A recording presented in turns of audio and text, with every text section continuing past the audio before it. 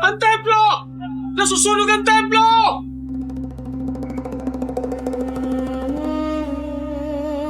Nasayang lang ang lahat ng aming pinaglaban.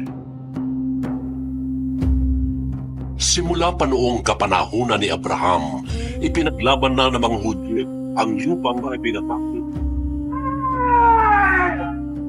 Ngayon, ang pag-asa at pangarap ng iba't ibang saling lahi ay biglang Ihanda mo ang bala!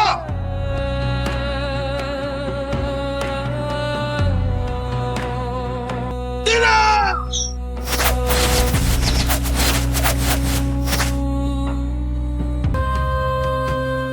Ni isa mo sa inyo, walang makapagsasabi sa akin. Hindi nyo kayang ilarawan ang aking panaginip. Tahimik kayo dahil hindi nyo alam ang kasagutan. Naturingan kayo mga pantas, mga salamangkero, mga manghuhula. Ano ba ang mga nakikita nyo? Mawalang galang na po. Walang makakabasa ng inyong isip, Kung gano'n, ano pa ang pakinabang ninyo? kundi ang aking Diyos. Ipinakita niya sa akin ang panaginip niyo. Kung gano'n, kaya mo yung ipaliwanag sa akin. Ipaliwanag mo ang bawat detalye. Sa gitna ng kadiliman, laging may liwanag. Sa bawat pahina ng kasaysayan, may kwentong nakatadhana. Mula sa simula ng paglika hanggang sa mga dakilang himala na bumagos sa mundo, muling masasaksihan ang kapangyarihan ng pananampalataya. Ang tapang nina Samson at David, ang katapatan ni Moses, ang bawat luha, bawat tagumpay at bawat aral, binigyang buhay sa pinakabagong paraan. Maligayang pagdating sa isang bagong yugto upang mas damang-dama at mas malapit sa puso. Ito ang inyong tahanan para sa Cinematic Bible Stories. Ito ang Bible Flix World. Samahan niyo kami sa ating paglalakbay.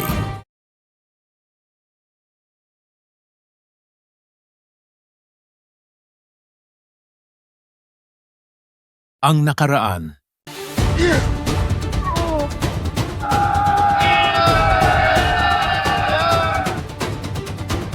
Jerusalem, ang bago nating tahanan. Ang pelikulang ito ay hatid sa inyo ng YouTube channel at Bible Flix World. ang ika-21 hari ng Jerusalem na si Sedekias ay naipit sa kapangyarihan ng dalawang bansa. Nakikipagsabwatan siya sa Ehipto kahit may sinumpaan siyang tungkulin sa Babylonia. Nabalitaan na ng hari ng Babylonia na si Nebuchadnezzar ang kanyang pagtataksil.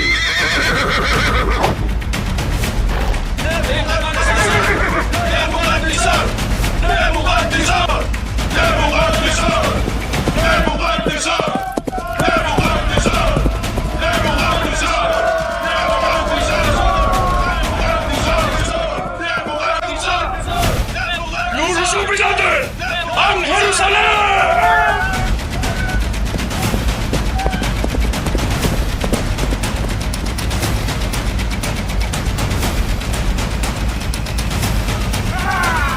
Jerusalem! Alam mo ang ibig sabihin ng Jerusalem? Lungsod ng kapayapaan! Jerusalem!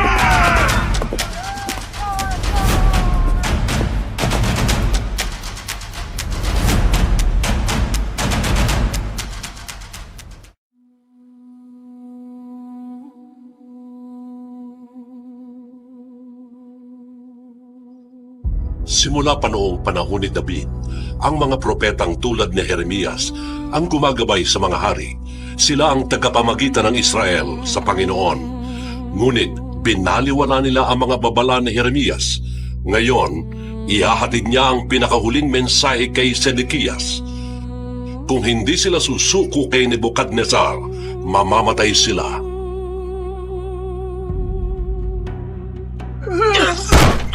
Wala kayong pananalig! Wag! Propeta, anong ibig sabihin yan? Ito! Ikaw ito! Kung talagang matalino ka, papasailalim ka sa kapangyarihan ng Babylonia. Tanggapin mo ang mensahe mula sa Panginoon upang malaman mo ang kabutihang gagawin niya para sa iyo. Ang mensahe ito'y mula sa Diyos! Sumuko ka na kay Haring Nebuchadnezzar. Yumukod ka sa kanya. Nangangahas kang utusan ng iyong hari na yumukod? Wala kang karapatang kwestiyonin ang propeta ng Diyos! Ikaw ang nagiging sanhi ng galit! Ikaw ang dapat magbago!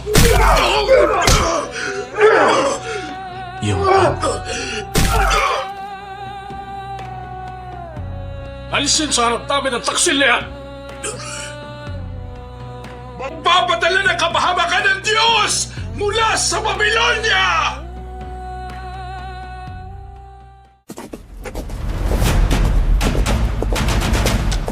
Jerusalem!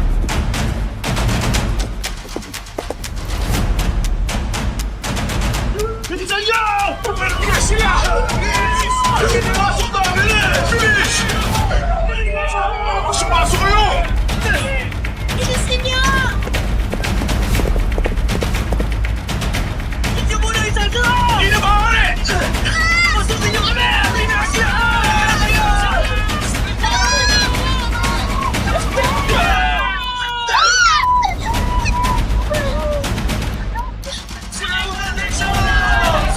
Patay kami dito! Pasukin niyo kami!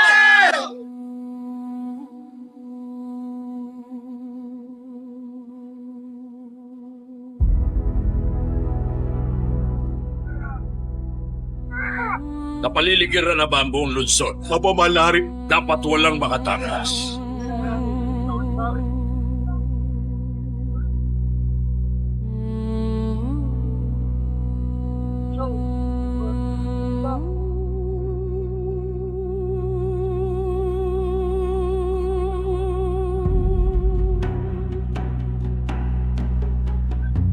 Ito na ang simula.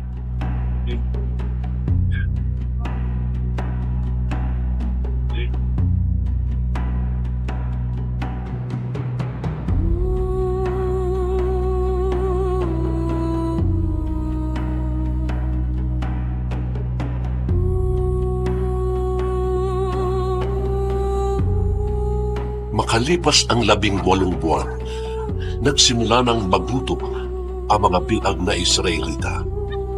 Ang mga hindi makatigas ay natukso sa kanibalismo.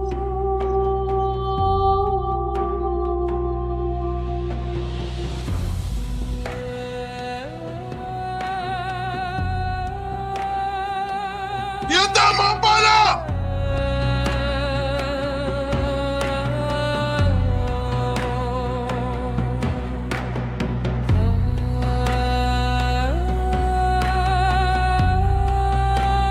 Asintahan!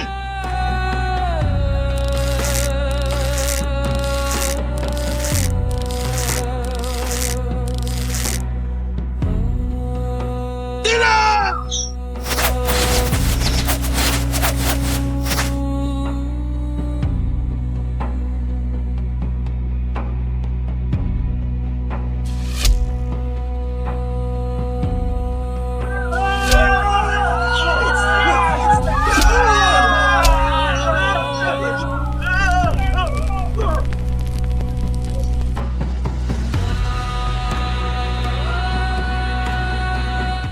Ito ang nakasaad sa kanyang pahayag. Ang sabi ng Panginoon, nais niyang Propeta, hindi mo ba kami ipananalangin sa oras ng aming pangangailangan? Mangyayari ang nakatakda. Masusunog ang buong Jerusalem. ayon sa isinulat, kapag kayo ay nagsisi, hindi kayo mapapahamak. Alam mo na ililigtas tayo ng Diyos! Pagmasdan niyo ang paligid. Huli na ang lahat.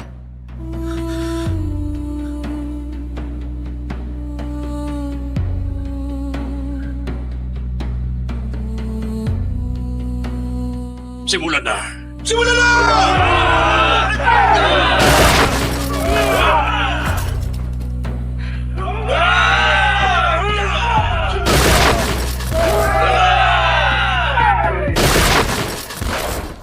Salakayin sila!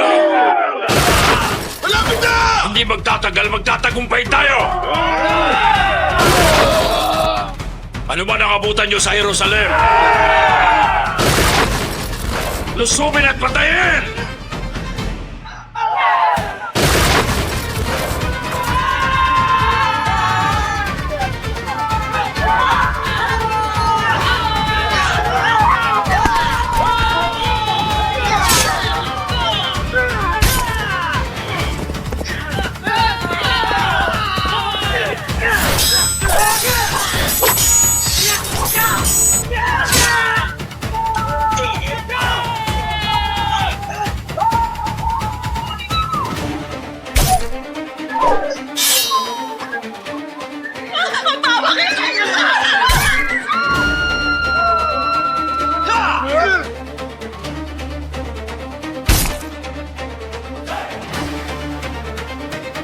Habang sinasalakay ang buong Jerusalem, tumakas si Sedekias at ang kanyang mga anak. Dumaan sila sa lihim na lagusan. Kailangan niyong maging matapang. Kaya niyo ba yan? Makakaligtas tayo. Dali, dito tayo. Ngunit hindi pinalat ang kanyang nasasakupan. Mapapasa atin ang Jerusalem! Mapapasa atin ang Jerusalem! Parusahan sila dahil ayaw nilang pasakop sa akin. Pagbayarin ninyo sila!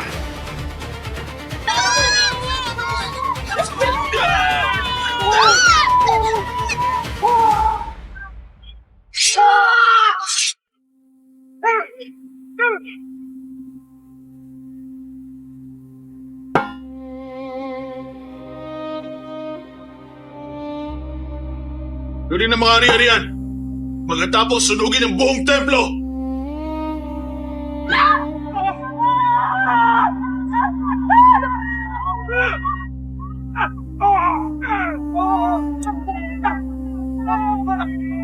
Ang templo! Nasusunog ang templo!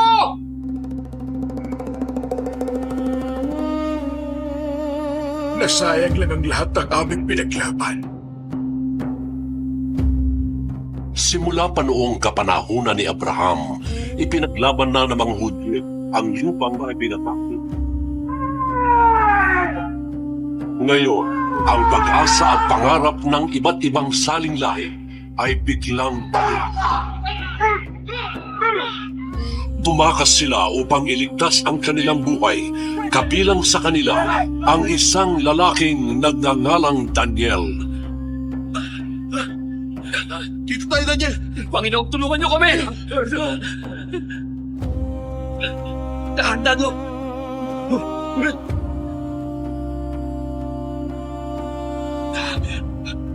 Daniel, dito ka sa likod ko.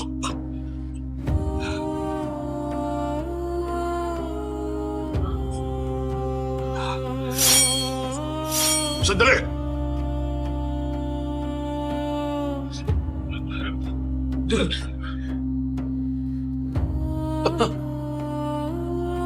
Mukhang pakikinabangan sila. Huliin ang buhay. Azarias! Daniel! Daniel! Azarias! Azarias! Pakulan niyo kami! Alagyan kami ng Diyos! Daniel! Azarias!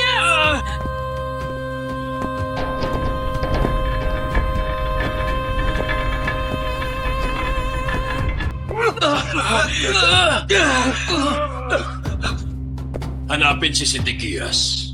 Hanapin ang buong pamilya niya. Opo. May kabayaran ng pagtataksil.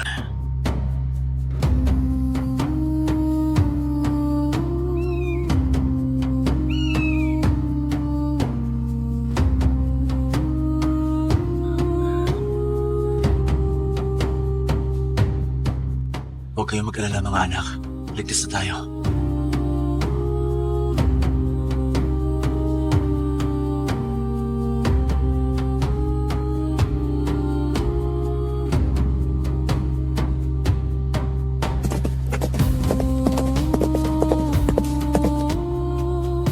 Takbo! Takbo mga anak! Maawa kayo sa amin! Huwag maawa kayo! Zedekias! Pakiusap! Huwag niyo sila sasaktan! Maawa kayo! Pari Zedekias!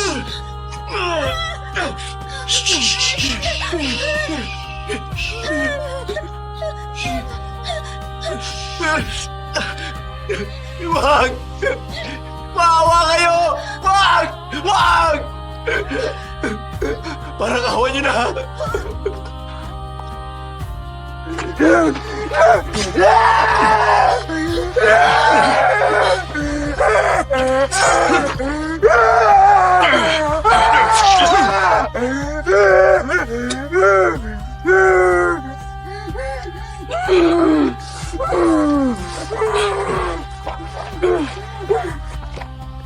Ito na.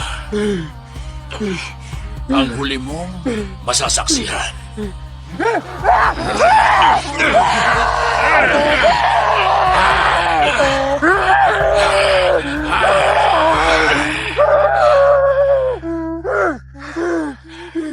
Dalhin siya. Bilis! Walang ilaw! Saan niyo maglakad? Napilitang lumikas ang mga Hudyo. Naglakbay sila ng 500 milya patungo sa silangan ng Babilonya. Lakad! Bilis! Bilis!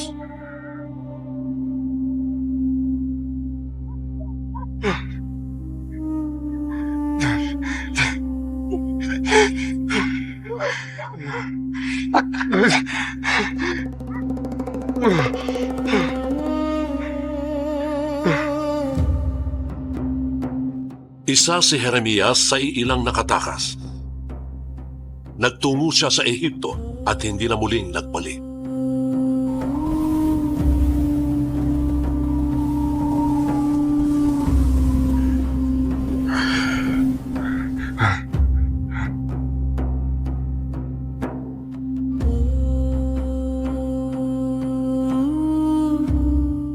Nawala na sila ng propeta, ng lungsod at ng hari. Go! Bisa mo! Azariah, buhatin natin! Bilisan niyo dyan! Ayusin yan! Kailangan ng mga Hudyo ng isang bagong pinuno upang makapamuhay ng ligtas sa Babilonya.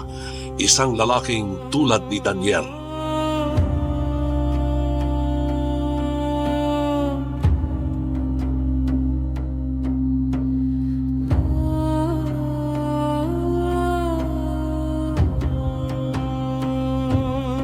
Ang pelikulang ito ay hatid sa inyo ng YouTube channel at Bible Flix World. Dahil sa kakayahang makita ang hinaharap, napilitan si Daniel na magtrabaho sa kaharian ni Nebukadnezar.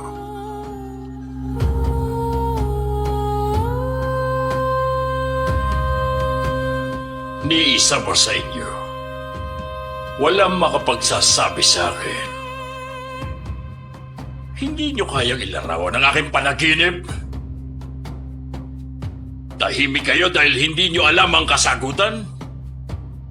Naturingan kayo mga pantas, mga salamangkero, mga manghuhula. Ano ba ang mga nakikita nyo?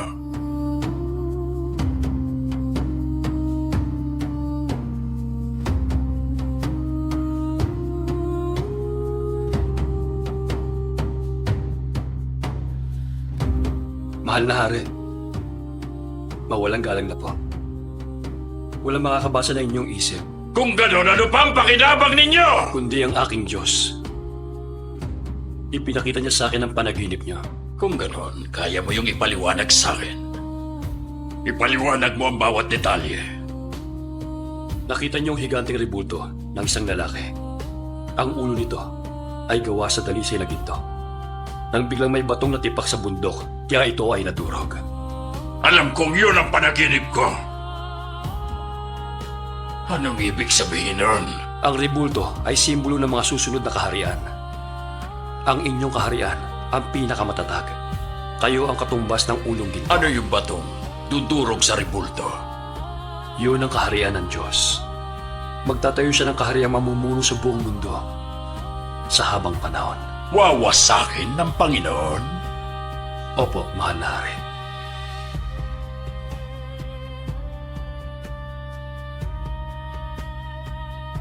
Ano ang pangalan mo? Daniel, Isa kang matapang na lalaki. Kinalulugdan kita.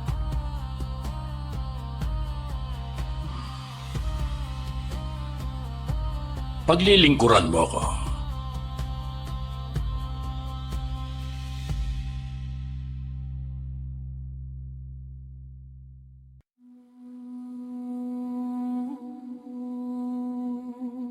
Makakabalik pa ba tayo sa Jerusalem? ang pangako ni Jeremias, makakabalik tayo balang araw. Anong gagawin natin dito? Yuyukod at magsisilbi sa halimaw na yon? Hindi ko kayang ipinagagawa niya. Isipin mo kapakanan ng taong bayan. Pag nasa kaharian tayo, matutulungan natin sila. Pero kung maukulong tayo, hindi na. Winasak ni Nebuchadnezzar ang templo ng Diyos. Sapilitan tayong inilikas.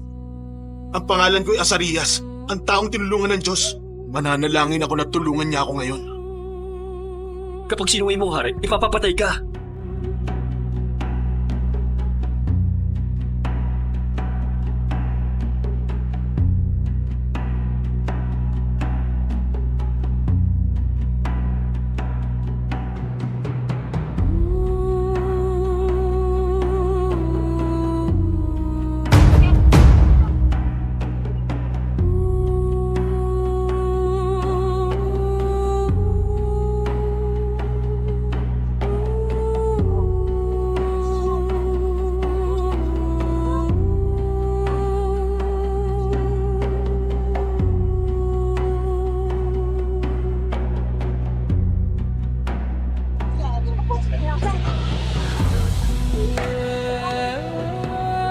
Hindi ako yuyukod.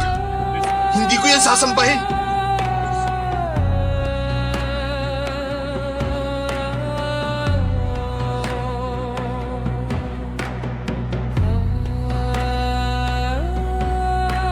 Simulan na!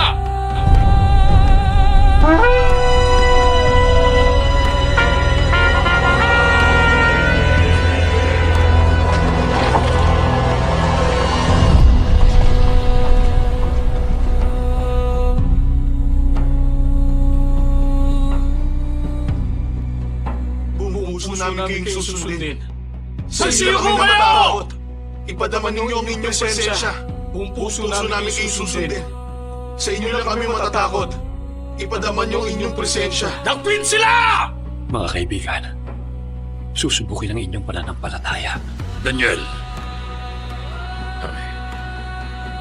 Anong ginagawa nila? Bakit ayaw ko sambahin ang iyong mga kaibigan? Dapat nila kayong paglilingkuran habang sila'y nabubuhay. Ganon din po ako, ngunit Ngunit ano? ang Diyos lamang ang aking sasambahin.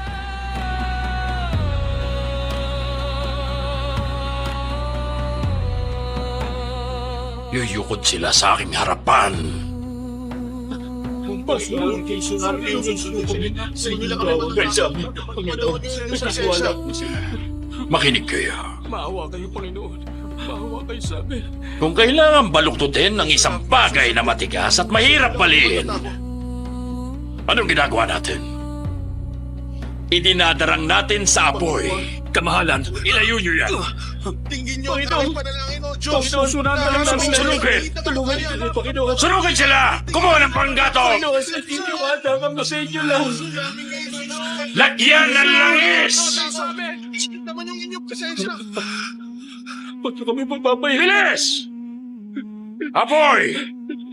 Akin ang apoy! Tingin niyo ang aking panalangin, O Diyos. Kinaharap ako ngayon sa bingit na kamatayan.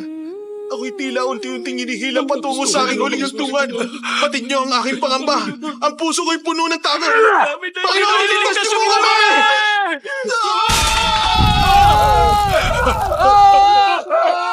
Diyos kinabot Diyos. Diyos kanyang aking pananampalataya. Siya magigiganti sa mga kalaban. mapapaya sila sa kanilang kapalaluan. Bakit hindi sila nasusunod?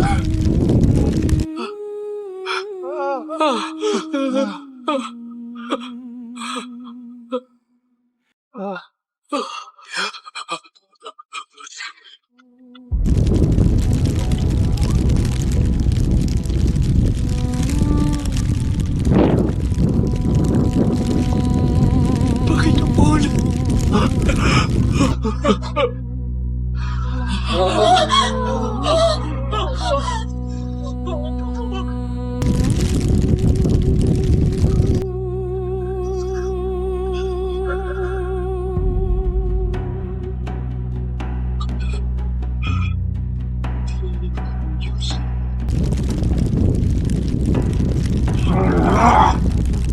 Panginoon, tinugod mo ko.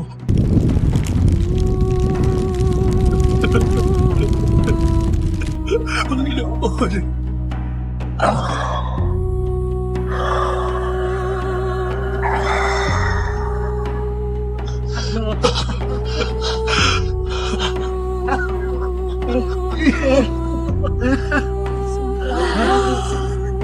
Magsitayo kayo mga taga-Hudeya. Kasama natin ang Diyos. Kasama natin siya. Kasama natin ang Diyos. Bago po natin ipagpatuloy at kung napagpala at nagustuhan po ninyo ang video na ito, huwag po ninyong kalimutang i-like, i-share at mag-subscribe. Malaking tulong po ito para sa katulad kong content creator at upang mas marami pa tayong maaabot at mabahagi na ng salita ng Diyos. Maraming salamat po.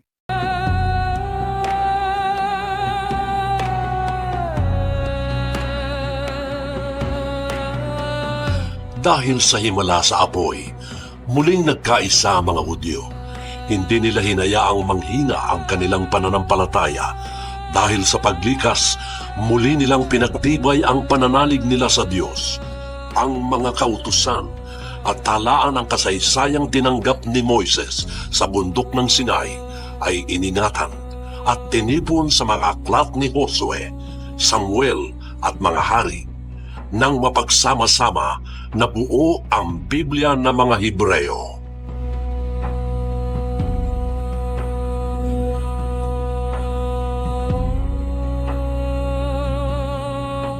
Sa kabila ng pananampalataya ng mga Hudyo, nanatili silang mga bihag. Ang tanging tao na makapagpapalaya sa kanila ay nasiraan ng bait.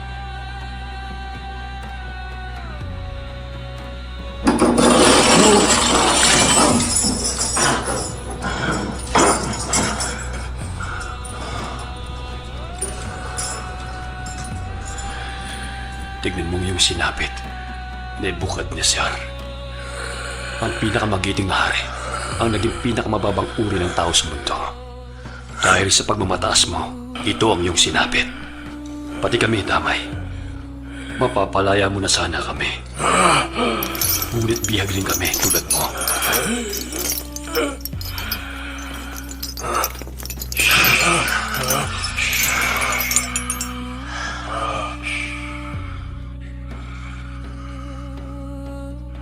Eto na.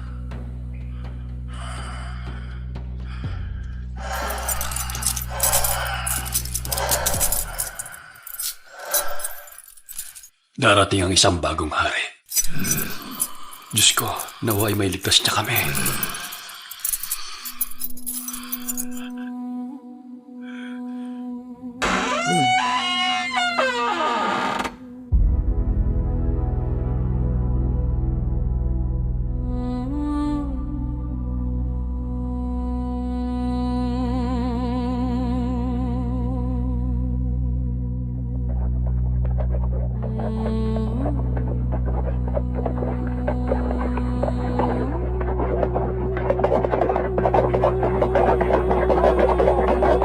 Ilang taon makalipas ang pagkamatay ni Nebukadnezar, isang malaking hukbo ang dumating sa Babylonia. Sa pangunguna ni Cyrus, ang hari ng Persia.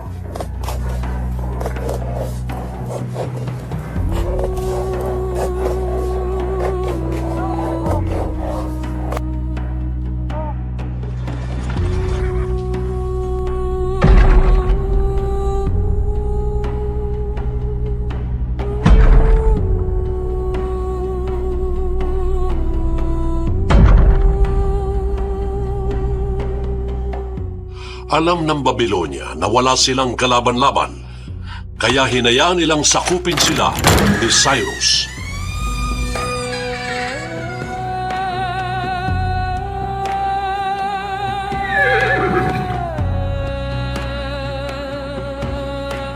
Cyrus! Cyrus! Cyrus! Cyrus!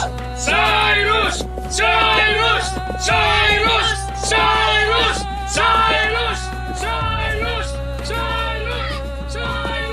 Cyrus! Si Cyrus ang magpapalaya sa atin kung tama ang propesiya. Cyrus! Cyrus! Cyrus! Cyrus! Cyrus! Cyrus! Cyrus! Cyrus! Cyrus! Cyrus! Cyrus! Upang mapangalagaan ang kanyang bayan, nakipagkaibigan si Daniel kay Cyrus at nagpatuloy sa pagpapaliwanag ng mga panaginip. Sa palagay ko, Anong kahulugan ng panaginip mo, Daniel? Hindi po yun panaginip, mahal na hari.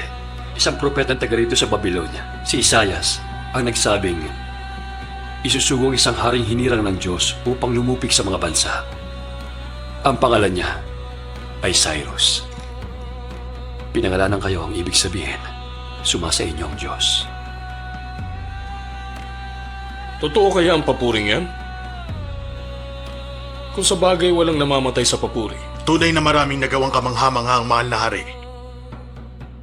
Matatagpuan yon sa talaan.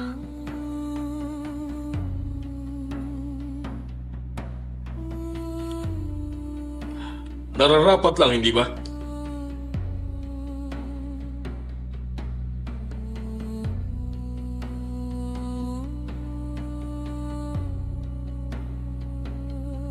Ako si Cyrus, ang hari ng buong mundo.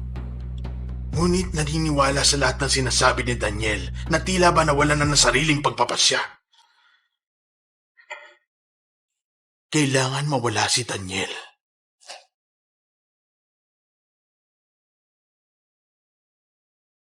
Walang mananalangin sa loob ng isang buwan. Tatawagin taksil ang susuway sa kautosang Hindi yun. ko maaaring bawiin ang aking pangako na may kalayaan sila sa pagsamba. Susubukin niyo lang ang kanilang katapatan. Maraming pinuno ang sumakop sa kanila. Gusto namin makasigurong kayo ang kikilalanin nilang pinakahuling hari ng mundo.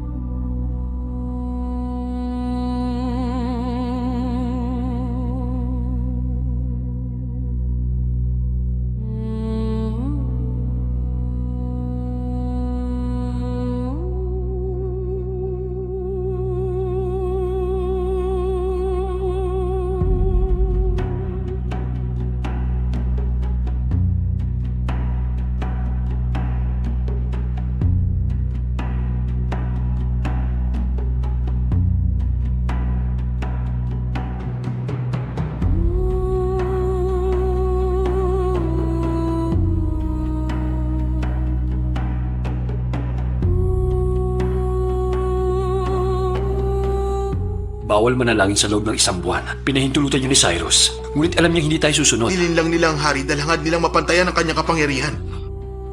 Ibig sabihin, ikaw ang hadlang sa kanilang landas. Pati buong to para sa atin. Gusto nila tayong mamatay. Isang buwan. Anong balak? Hindi ko alam. Basta hindi ako mabubuhay nang hindi nananalangin sa Diyos.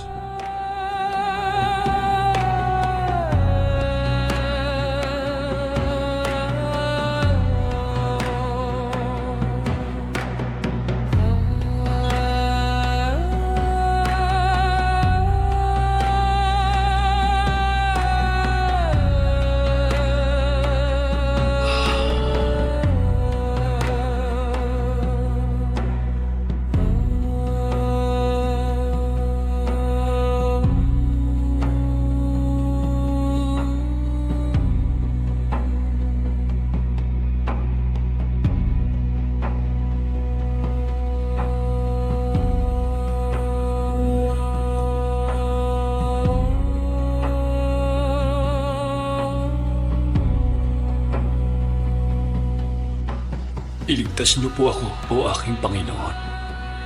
Ako sana'y kaawaan. Sa ngalan ng pag-ibig niyong hindi nagmamaliw. Isang pusong tapat sa aking likhain. Ipagkaloob sa akin ng isang bagong damdamin.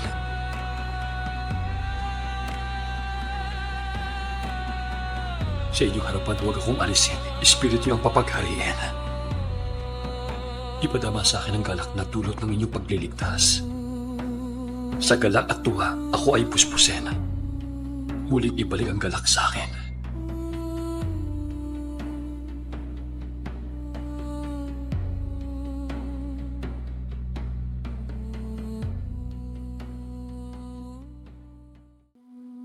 Dahil sa pagsuway kay Cyrus, ipinadakip si Daniel at hinatulan ng kamatayan.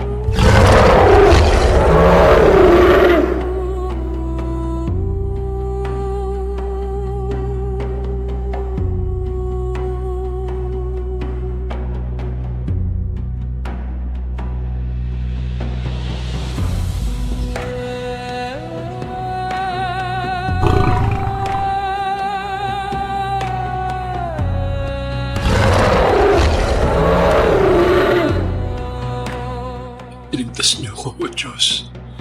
Ako'y kaawaan.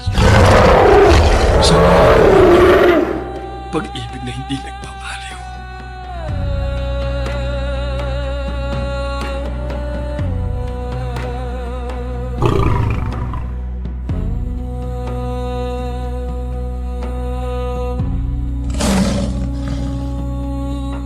Kamahalan, masama ba ang pakiramdam nyo? Hindi ako nakatulog. Sana hindi pa huli ang lahat. Gusto nyo magpatawag ako ng manggagamot? Ipinahamak ko ang aking kaibigan.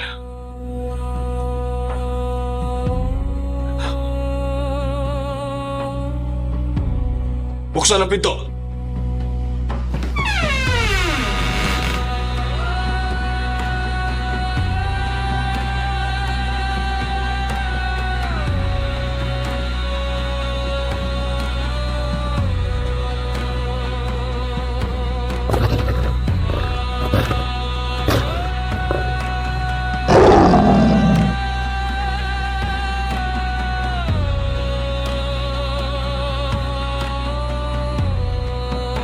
Daniel.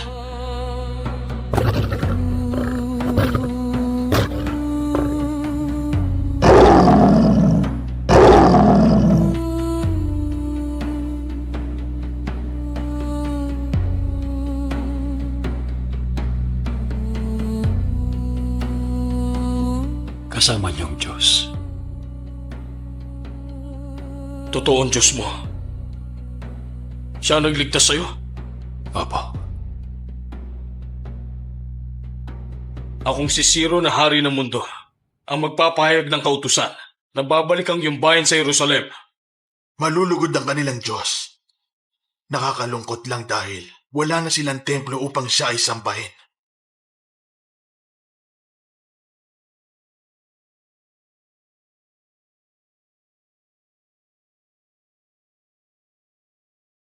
Ipakain siya sa mga leon.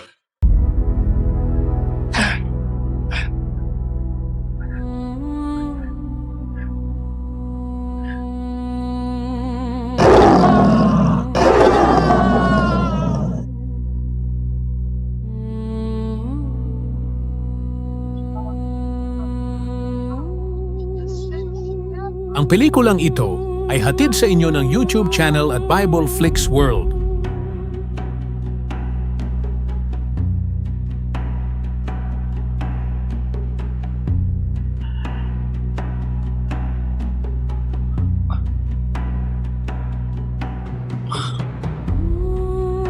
Alam mo ba kung ano to? Oo. Mula ito sa templo ng Jerusalem. Napakaganda. Hindi ko pa ito nakikitang ginamit. Kung mananatili ito sa Babylonia, hindi ko na makikitang gagamitin ito. Gagamitin niya ng mga anak natin. Pag muling naitayo ang ating templo at muling nakabangon ang ating bansa, tapos na ang paghihirap natin. May gusto pa akong ipakita sa'yo. Sumama ka sa akin.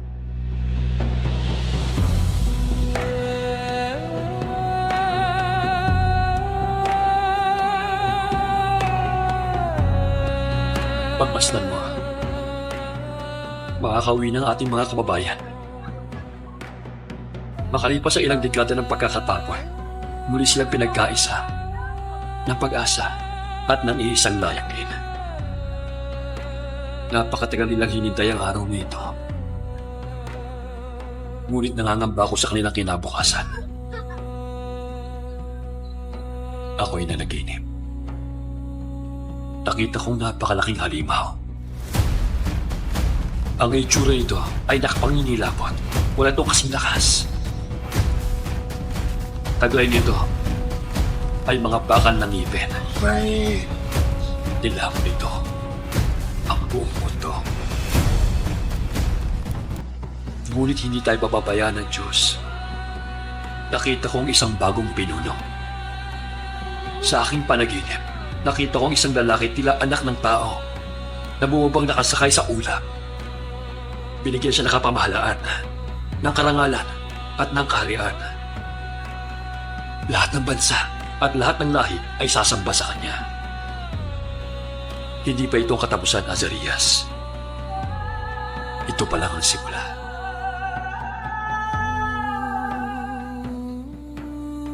Kakailanganin ng tulong ng mga Hudyo upang makapamuhay ng ligtas.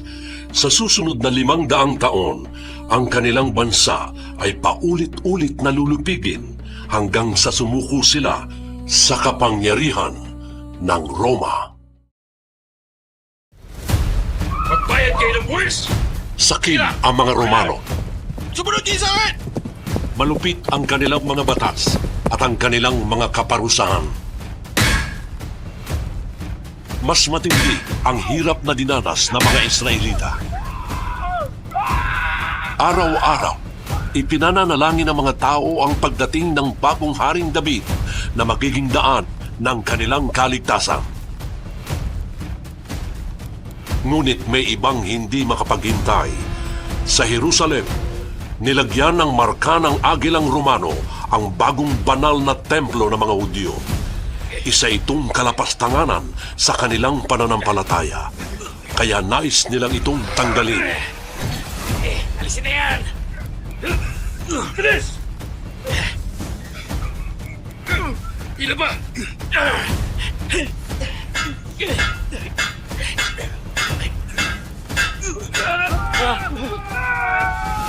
Tayo na! Dali! Mukha niyo mabuti!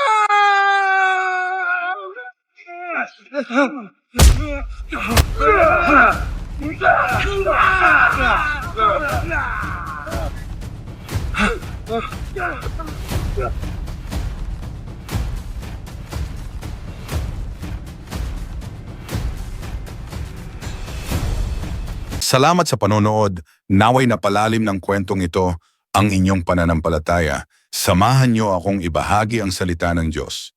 I-share natin ang liwanag sa mas marami pa. Pagpalain kayo ng Panginoon. Next time on the Bible. Mary, my betrothed, you have the most beautiful eyes I've ever seen, and the sweetest smile. I wonder, what can you tell me of the new king? Are you not looking at Herod, king of the Jews. Of course. And who is claiming to be king? No one. He's not born yet. It is a prophecy, heralded by the star.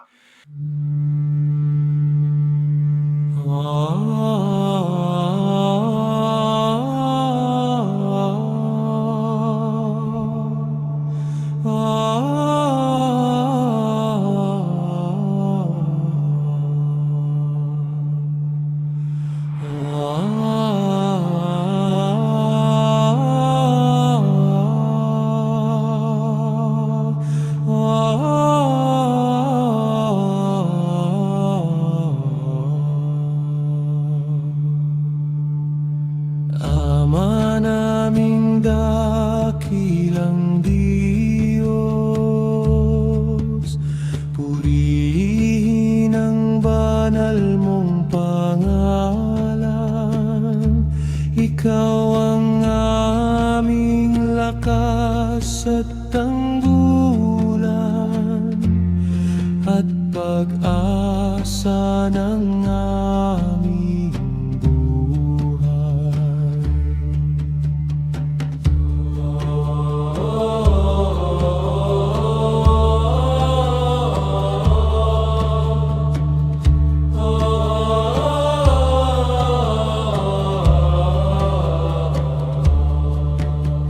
sa iyo kami nagtitiwala,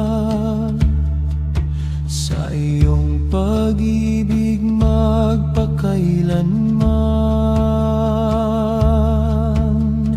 Ikaw ang aming kanlungan sa bawat araw ng aming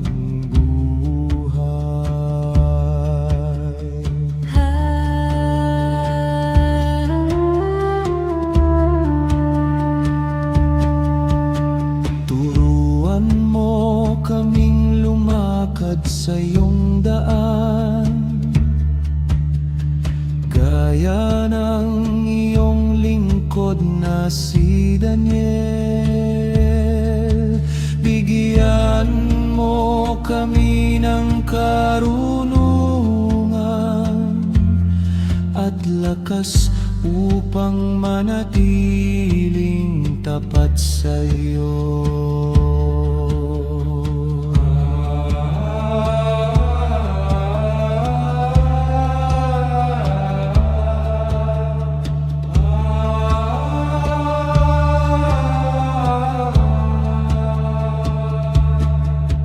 Purihin ang iyong banal na pangalan. Ikaw lamang ang aming sasamba.